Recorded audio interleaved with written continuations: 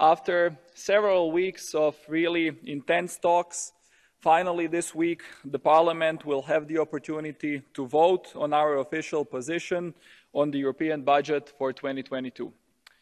The compromise I propose today, adopted at the committee level, is a comprehensive package which outlines shared priorities between political groups, but also between specialized committees here in the Parliament, and provides a European budget based on the actual needs of specific policy areas.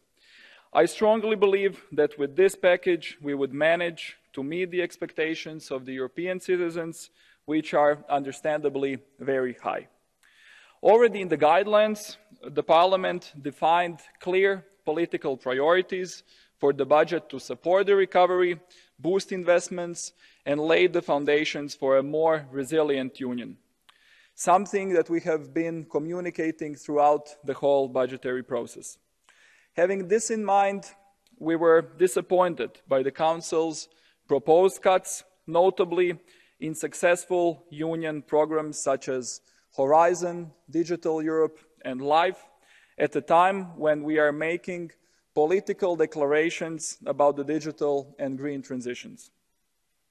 It would be a mistake also, and a great missed opportunity from the point of view of the Parliament, if we didn't fully use the decommitments under Article 15.3 of the Financial Regulation. Furthermore, the budgetary process has been obviously impacted by several global developments which need to be taken into account.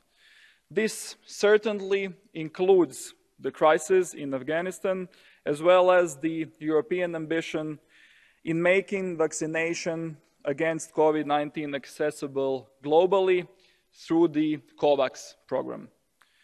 The key element of our position is undoubtedly the restoration of the arbitrary cuts and reinforcement of lines that have an added value for Europeans, that have excellent implementation rate, and also that have the operational capacity to absorb the additional appropriations. It is especially important to use additional appropriations in certain key areas, such as the following ones. First, supporting the driving force of the European recovery and economy, small and medium enterprises. Secondly, reinforce future-oriented programs in research, innovation, and education with a special focus on youth and children. Thirdly, to strengthen the European Health Union, and fourthly, to boost our efforts towards digital, green, and secure Europe. Ladies and gentlemen, I would like to also use this opportunity to really thank my colleagues, shadow MEPs from all political groups, as well as representatives of all specialized committees that participated in achieving this position. Despite our differences, despite our different backgrounds and perspectives, we all understand that Europe has to be more resilient and that recovery has to be tailored to support all sectors, all regions, and all generations in Europe.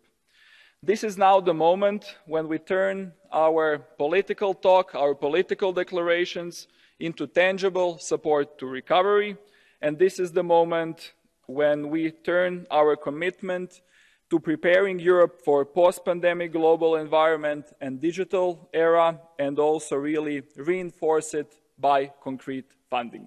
Thank you.